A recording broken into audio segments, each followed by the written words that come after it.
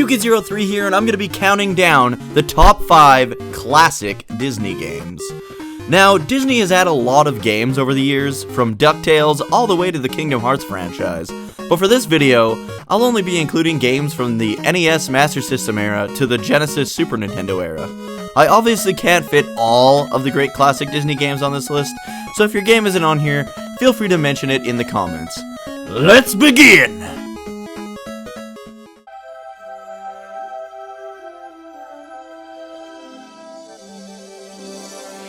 Number 5.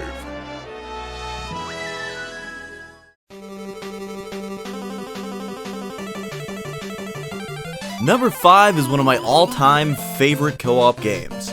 Chip 'n Dale Rescue Rangers for the NES is a super fun platformer featuring everyone's favorite chipmunks. That's right, the Rescue Rangers. Not those chipmunks that played in a band. These guys were all about solving crimes and going on adventures. In this game, however, the objective is to hunt down their nemesis Fat Cat and put him back behind bars where he belongs.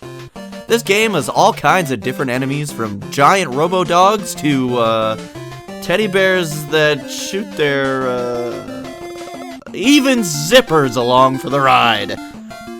Instead of jumping on enemies or shooting them like in most other games from this era, Rescue Rangers has its own unique way of dealing with baddies. You grab blocks, apples, and all sorts of things and chuck them at your enemies. Different objects do different amounts of damage and have different distances at which they can be tossed. My only real gripe with this game is that it can be quite chaotic when played with 2 players. The person in front is who the camera always follows, and if you touch the bottom of the screen, you're dead. This results in a lot of cheap deaths. They tried to remedy this by allowing your dead partner to float around with some balloons for a bit until they regain their footing, but it's just so tough to get used to. Once you do, however, this becomes an amazing co-op experience. This game, as well as a few others on the list, can be found in the Disney Afternoon Collection for the PS4, Xbox One, and Steam.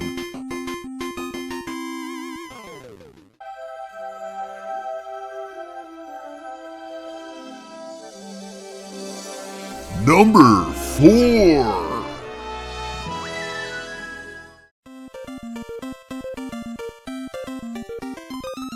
Number 4 is a game that I don't think a lot of people have played.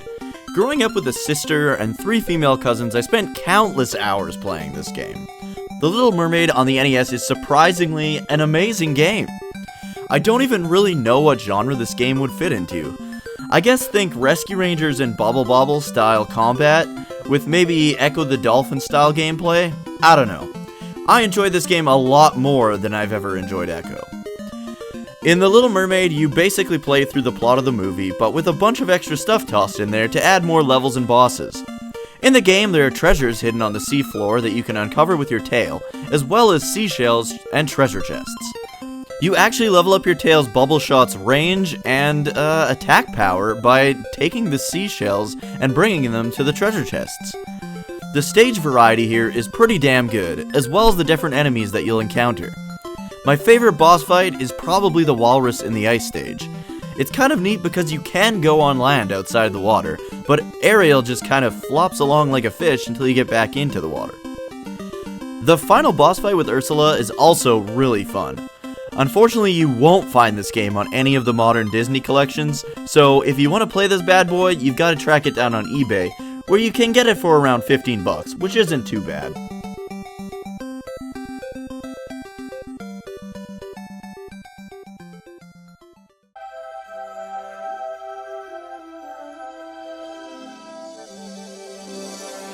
Number 3.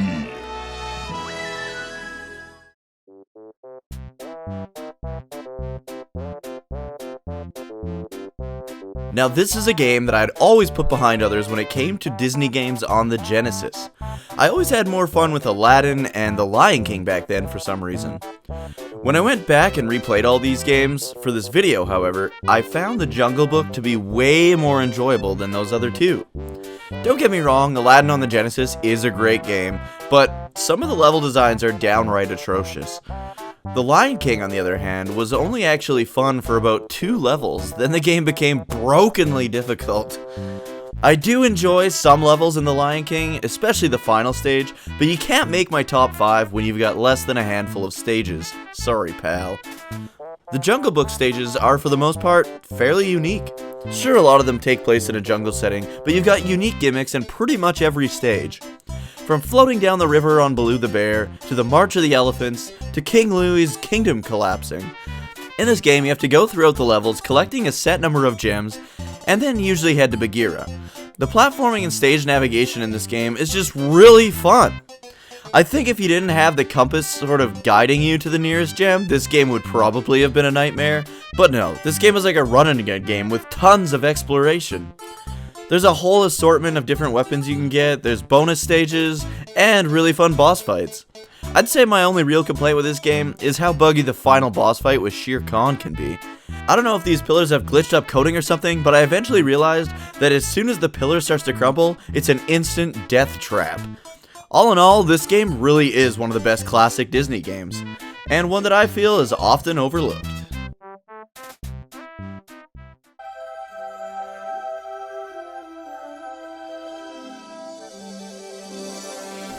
Number 2.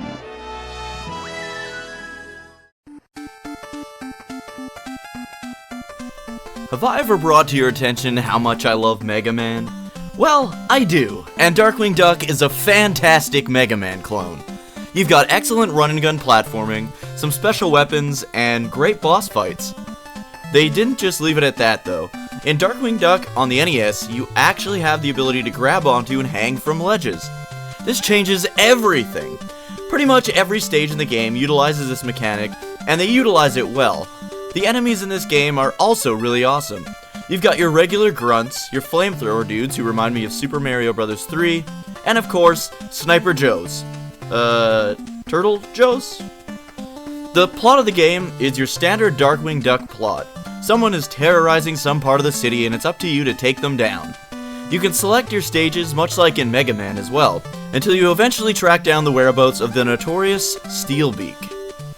This game has a lot of Darkwing Duck's classic enemies as its stage bosses.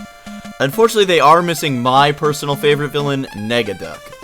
But they've got pretty much all the other mainstays like Megavolt, Quackerjack, Liquidator, Bushroot, and more. I remember a long time ago making a top 10 NES games list, and this game being in my top 5. So that just tells you how highly I think of this amazing game. Can you believe it's only sitting here at number 2 of this list? Honestly, neither could I until I replayed...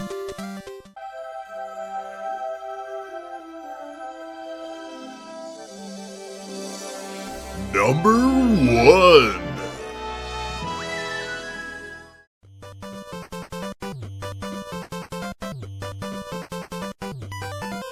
Okay, so I have unfortunately yet to play this game co-op, but its single player alone makes this game my favorite classic Disney game. It had all the great features of the original Rescue Rangers, but takes away all the cheap deaths, and the bosses were way more fun than in the original. In Rescue Rangers 2 on the NES, you're after Fat Cat yet again, but this time he's unleashed some spookiness on the world by opening up some ancient urn or some shit. Anyways, the gameplay in this game is much smoother and more exciting than the original. You also get to choose your character in this game, even when playing in single player, which is pretty awesome. The story in this game is much more deep than the first game too, with most stages having a short cutscene before or after it.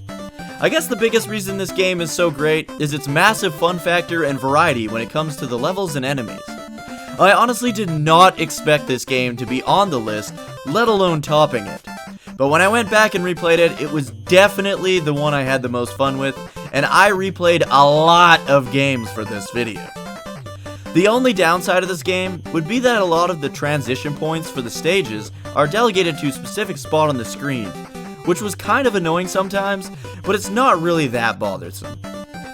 Chip 'n Dale Rescue Rangers 2 on the NES is the best classic Disney game of all time, and I am highly looking forward to playing through this game on co-op with a friend someday.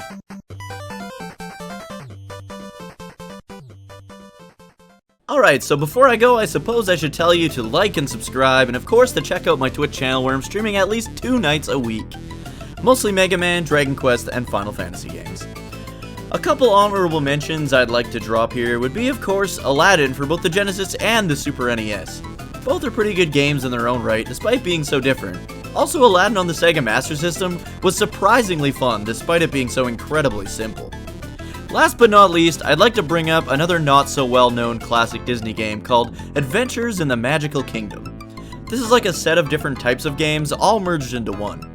You gotta go around Disneyland playing all the different rides and collecting enough keys to eventually save the day. Check it out if you haven't before, it's pretty fun. Thanks a lot for watching and have a fantastic rest of your day.